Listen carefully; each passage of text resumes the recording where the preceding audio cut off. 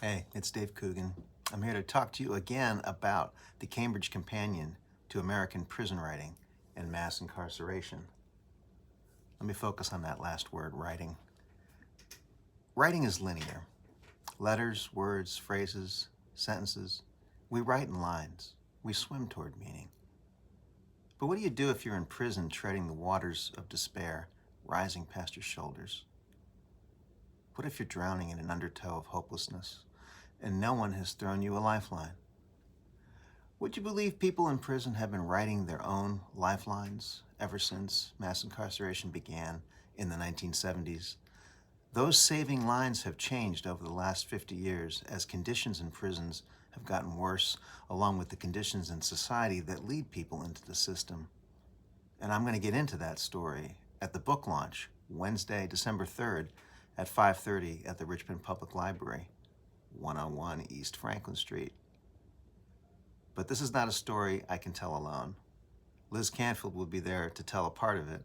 Liz, who teaches in the Department of Gender, Sexuality, and Women's Studies at VCU, who helped me expand my original writing workshop at the City Jail into Open Minds, a popular program that brings our students from the university into the jail for classes with people imprisoned there.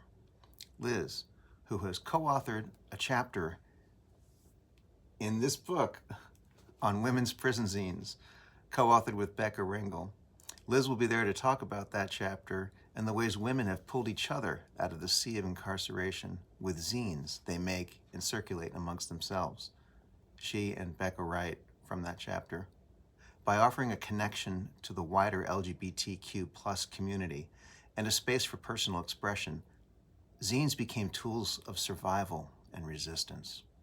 The harsh realities of prison life and the determination to resist its dehumanizing effects are evident in one anonymous Bedford Hills prisoner's request for a subscription to one of these zines, No More Cages. That woman writes, "For all it's worth, I'm a black lesbian interested in one day becoming a writer. Who knows? Maybe your newsletter will help me be inspired. Prison has a way of breaking a woman down, and I don't want that to happen to me." It didn't. Not in that moment. Not when she knew the people at No More Cages were there for her. In that moment of writing, she was not alone. And I won't be alone at the book launch. In addition to Liz, Seth Mickelson will be there. Seth is a poet who speaks Spanish and teaches at Washington and Lee University, and who has taught children and families of immigrants detained in detention centers in Virginia and elsewhere in America. He has just published a book about that work called Hope on the Border, and he wrote the chapter in the Cambridge Companion to American Prison Writing and Mass Incarceration on the acclaimed Apache Chicano poet and writer Jimmy Santiago Baca, who went into prison illiterate in English and got out 5 years later a published poet in English. Seth will be there to unlock the mysteries of Baca's art and his art of overcoming. In his chapter, he asks the question, from where does Baca's generosity of spirit emerge? How and why has he committed his life to bearing witness to state-sponsored violence? Put differently, how and why could Baca write from an isolation cell in a men's maximum security prison to the reading public that he is offering them poetry because, Baca writes, it's all I have to give and all anyone needs to live, and to go on living inside when the world outside no longer cares if you live or die.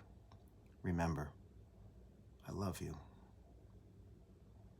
Remember, I'll be at the library with Seth and Liz on December 3rd at 5:30 to open up the Cambridge Companion to American Prison Writing and Mass Incarceration.